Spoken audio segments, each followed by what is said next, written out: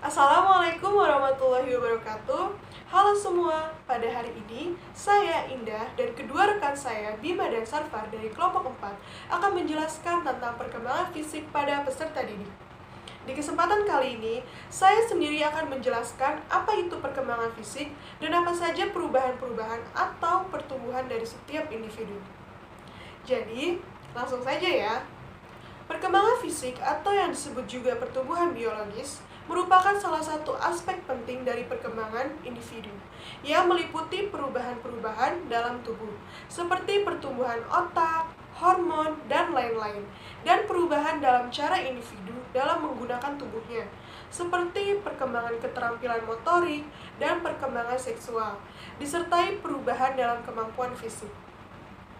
Cullen dan Thompson mengemukakan bahwa perkembangan fisik individu meliputi 4 aspek, yaitu yang pertama sistem syaraf, yang mempengaruhi perkembangan kecerdasan dan emosi.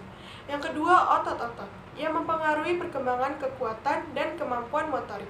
Yang ketiga kelenjar endokrin, yang menyebabkan munculnya pola-pola tingkah laku baru, seperti pada usia remaja berkembang perasaan suka dengan lawan jenis. Dan yang terakhir, struktur fisik atau tubuh yang meliputi tinggi, berat, dan proporsi. Sedangkan pertumbuhan fisik itu sendiri memiliki definisi sebagai berikut. Pertumbuhan fisik adalah perubahan-perubahan fisik yang terjadi dan merupakan gejala primer dalam pertumbuhan manusia. Nah, apa saja sih bentuk dari pertumbuhan atau perubahan fisik tersebut pada setiap individu? Secara spesifik, perubahan fisik pada perempuan dan laki-laki itu berbeda. Nah, saya akan jabarkan seperti ini. Pertumbuhan dan perkembangan fisik pada anak perempuan meliputi yang pertama, pertumbuhan tulang-tulang. Badan menjadi tinggi, anggota badan menjadi panjang. Yang kedua, pertumbuhan payudara. Yang ketiga, pembesaran pinggul. Yang keempat, tumbuh bulu di kemaluan dan ketiak. Dan yang kelima, menstruasi atau haid. Sedangkan pertumbuhan dan perkembangan fisik pada anak laki-laki meliputi yang pertama, pertumbuhan tulang-tulang. Yang kedua, tumbuh bulu di kemaluan dan ketiak. Yang ketiga, perubahan suara. Yang keempat, ejakulasi. Dan yang kelima, pertumbuhan tinggi. Yang keenam, tumbuh rambut halus di wajah, kumis atau jenggot. Saya akan menjelaskan tentang karakteristik perkembangan fisik pada peserta didik. Secara umum, terdapat perbedaan antara gambaran perubahan-perubahan fisik berdasarkan jenis kelamin laki-laki dengan perempuan. Selain perbedaan pada jenis kelamin, setiap fase perkembangan juga memiliki karakteristik perkembangan yang berbeda-beda mulai dari bayi sampai dewasa. Berikut ini karakteristik perkembangan fisik peserta didik berdasarkan rentang usia. Yang pertama, karakteristik perkembangan fisik pada peserta pada masa kanak-kanak dari 0 sampai 5 tahun. Perkembangan kemampuan fisik pada anak kecil ditandai dengan mulai mampu melakukan bermacam-macam gerakan dasar yang semakin baik, yaitu gerakan-gerakan berjalan, berlari, melompat, dan meloncat, melempar, menangkap, yang berhubungan dengan kekuatan yang lebih besar sebagai akibat pertumbuhan jaringan otot lebih besar. Perkembangan fisik pada masa anak juga ditandai dengan koordinasi gerakan dan keseimbangan berkembangan dengan baik. Yang kedua, karakteristik perkembangan fisik pada masa anak usia dari 5 tahun sampai 11 tahun.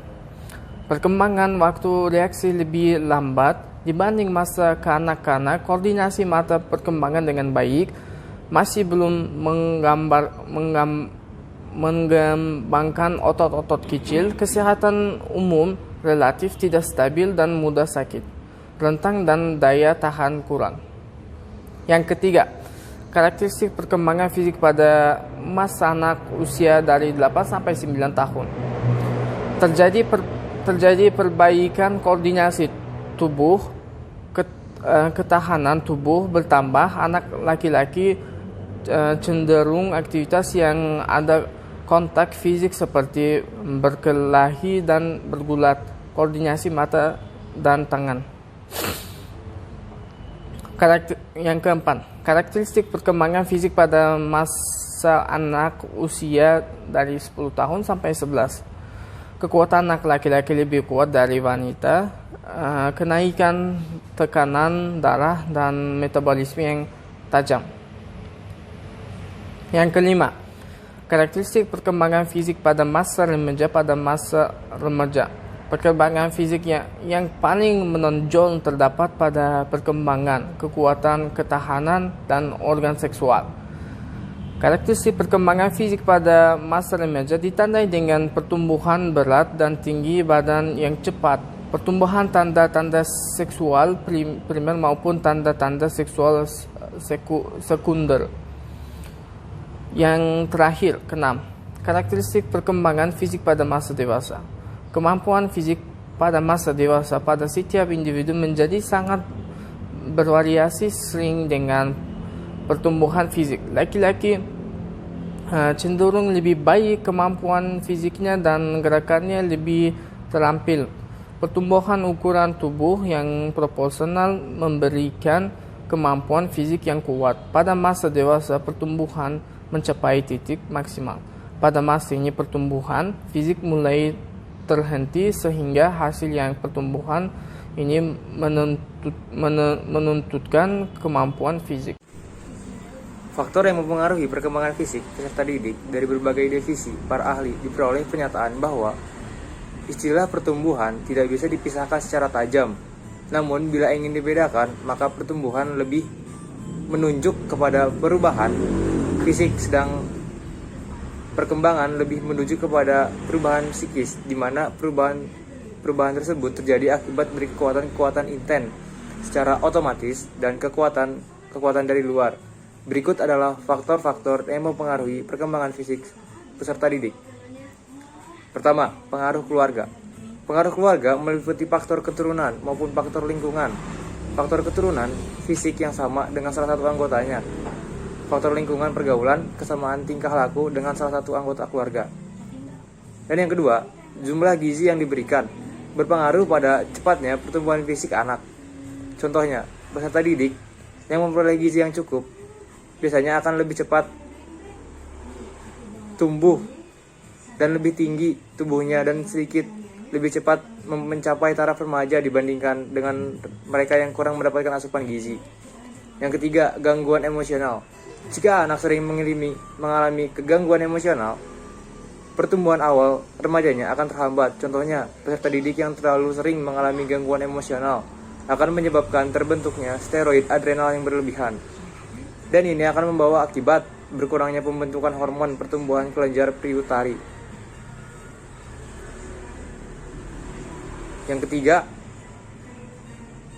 jenis kelamin. Berbedanya bentuk tulang dan otot pada laki-laki dan perempuan berpengaruh terhadap perbedaan berat dan tinggi. Yang keempat, kemampuan ekonomi keluarga dalam mencukupi kebutuhan primer anak berpengaruh terhadap pertumbuhan fisik anak. Contoh, anak dari keluarga yang status ekonominya rendah cenderung lebih kecil daripada anak yang berasal dari keluarga yang ekonomi statusnya tinggi. Kelima, kesehatan. Kurangnya perawatan kesehatan akan menyebabkan anak mudah terserang penyakit. Anak yang jarang sakit biasanya akan memiliki tubuh yang lebih berat daripada anak yang sering sakit-sakitan. Yang terakhir, pengaruh bentuk tubuh. Yang pertama, mesomorph, yaitu kekar atau berat. Yang kedua, ektomorph, kurus, bertulang panjang. Dan yang terakhir, endomorph, gemuk, berat bentuk tubuh di atas mempengaruhi besar kecilnya tubuh anak.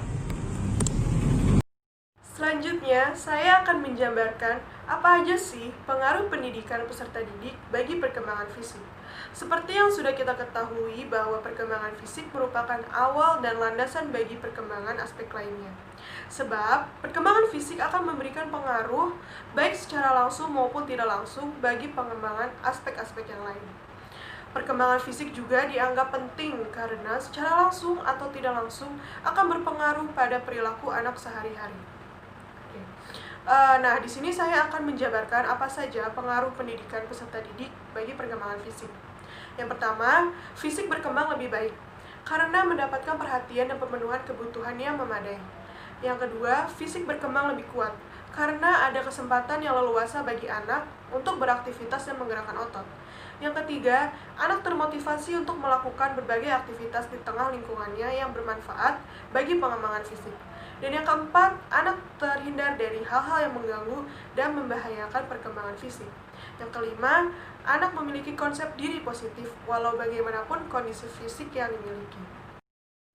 Dan penjelasan yang terakhir adalah manfaat apa yang dapat diambil dari mempelajari perkembangan fisik peserta didik. Antara lain, pendidik dapat memahami ciri khas perkembangan fisik dari peserta didik. Yang kedua, pendidik dapat mengerti tahap-tahap perkembangan dari peserta didik. Yang ketiga, pendidik dapat memahami perilaku peserta didiknya akibat dari perkembangan fisik peserta didik. Dan yang keempat, pendidik dapat menentukan metode belajar dengan menyesuaikan perkembangan fisik peserta didik. Nah, bagaimana? Sudah jelaskah tentang materi perkembangan fisik pada peserta didik ini? Jadi, kesimpulan yang dapat kita ambil adalah perkembangan fisik peserta didik dipengaruhi oleh kondisi-kondisi seperti pengaruh dari keluarga, gizi, kematangan, gangguan emosional, jenis kelamin, status sosial ekonomi, kesehatan, dan stimulasi lingkungan. Perkembangan fisik peserta didik akan mempengaruhi proses belajar peserta didik, sehingga sangat penting bagi pendidik untuk memahami karakteristik perkembangan fisik peserta didiknya. Saya rasa cukup penjelasan materi dari kelompok kami. Semoga video ini bisa menambah pengetahuan kepada penontonnya dan dapat diambil manfaatnya. Terima kasih sudah menonton video kami. Wassalamualaikum warahmatullahi wabarakatuh.